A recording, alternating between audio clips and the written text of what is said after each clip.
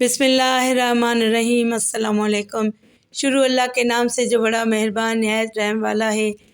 ایک دن ایک نوجوان حضرت عمر رضی اللہ تعالیٰ عنہ کے پاس روتا ہوا آیا تو حضرت عمر رضی اللہ تعالیٰ عنہ نے اس سے رونے کی وجہ پوچھی۔ اس نوجوان نے کہا کہ میں اللہ کے نبی محمد صلی اللہ علیہ وسلم سے ملنا چاہتا ہوں۔ حضرت عمر اس نوجوان کی یہ حالت دیکھ کر بہت پریشان ہوئے اور حضور صلی اللہ علیہ وسلم کی خدمت میں حاضر ہو گئے۔ جب آپ صلی اللہ علیہ وسلم نے آنے کی وجہ پوچھی تو عرض کیا کہ یا رسول اللہ صلی اللہ علیہ وسلم، باہر دروازے پر ایک نوجوان رو رہا ہے جس نے میرا دل جلا دیا ہے۔ حضور صلی اللہ علیہ وسلم نے فرمایا عمر، اسے میرے پاس اندر لے آؤ۔ وہ نوجوان روتا ہوا حاضر ہوا۔ حضور صلی اللہ علیہ وسلم نے اس سے رونے کی وجہ پوچھی۔ نوجوان نے سر جھکایا اور کہنے لگا یا رسول اللہ صلی اللہ علیہ وسلم، میرے گناہوں کا ڈھیر مجھے رلا رہا ہے اور مجھے اللہ سے ڈر آتا ہے کہ وہ مجھ پر غضبناک ہوگا۔ آپ صلی اللہ علیہ وسلم نے فرمایا ہے نوجوان، تو نے ایسا کیا کیا ہے؟ کیا تو نے اللہ کے ساتھ کسی کو شریک ٹھہرایا ہے؟ نوجوان نے عرض کیا نہیں یا رسول اللہ صلی اللہ علیہ وسلم۔ آپ نے پھر پوچھا کیا تو نے کسی جان کو ناحق قتل کیا ہے؟ جواب آیا نہیں اللہ کے نبی۔ آپ صلی اللہ علیہ وسلم نے ارشاد فرمایا پھر اللہ تعالیٰ تیرے گناہوں کو معاف فرما دیں گے اگرچہ وہ 7 آسمانوں 7 زمینوں اور پہاڑوں کے برابر ہوں۔ نوجوان بولا میرا گناہ 7 آسمانوں زمینوں اور پہاڑوں سے بھی بڑا ہے۔ آپ نے ارشاد فرمایا تیرا گناہ بڑا ہے یا کرسی؟ کہنے لگا میرا گناہ بڑا ہے۔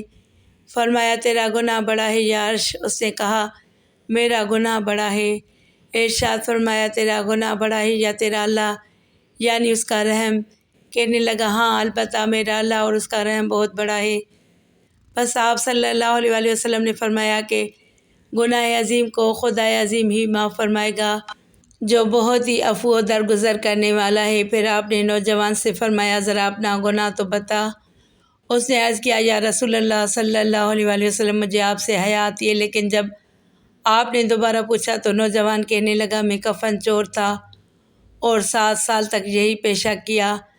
ایک دفعہ انصار کی ایک لڑکی فوت ہوئی، میں نے اس کی قبر کھودی اور کفن اتار کر چل دیا۔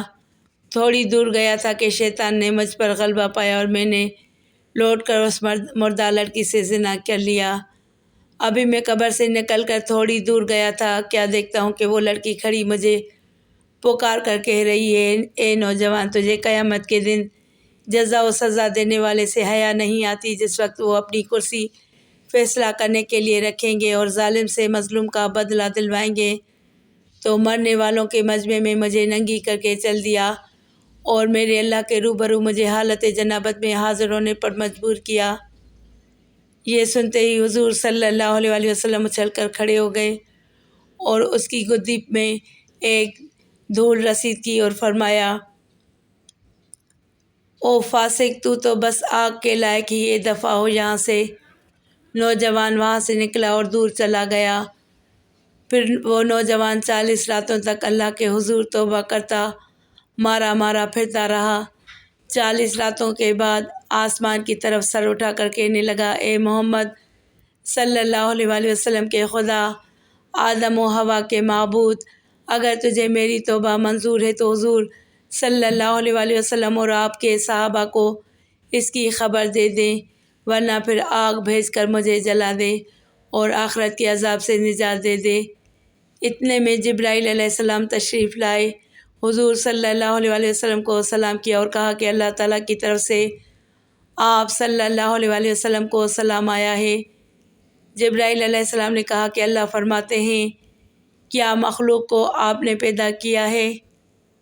حضور صلی اللہ علیہ وسلم نے فرمایا مجھے بھی اور تمام مخلوق کو اسی نے پیدا فرمایا ہے۔ عرض کیا وہ پوچھتے ہیں کیا آپ مخلوق کو رزق دیتے ہیں؟ فرمایا مجھے بھی اور تمام مخلوق کو اللہ تعالیٰ ہی رزق دیتا ہے۔ عرض کیا وہ پوچھتے ہیں کیا بندوں کی توبہ آپ قبول کرتے ہیں؟ فرمایا بلکہ میری بھی اور تمام بندوں کی توبہ وہی قبول فرماتے ہیں۔ پھر کہا کہ اللہ تعالیٰ فرماتے ہیں کہ میں نے اپنے بندے کی توبہ قبول کر لی، آپ بھی اس پر نگاہ شفقت فرمائیے اس کے بعد حضور صلی اللہ علیہ وآلہ وسلم نے اس نوجوان کو بلایا اور اسے توبہ قبول ہونے کی بشارت سنائی۔ ناظرین، اس واقعے سے یہ سبق ملتا ہے کہ اول تو ہمیں ایسے گناہ سے بچنا ہے۔ زنا چاہے زندہ کے ساتھ ہو یا مردہ کے ساتھ، زنا ایک کبیرہ گناہ ہے اور اس کی معافی کے لیے حقیقی اور سچی توبہ کرنی پڑے گی۔ نوجوان نے جب سچی توبہ پیش کی تو اللہ نے اسے معاف فرمایا۔ اور بھی ضروری ہے کہ جس حیثیت کا گناہ ہو، توبہ بھی اسی درجے کی ہونی چاہیے۔ اللہ سے دعا ہے کہ وہ ہر انسان کو زنا جیسی لعنت سے محفوظ فرمائے، آمین۔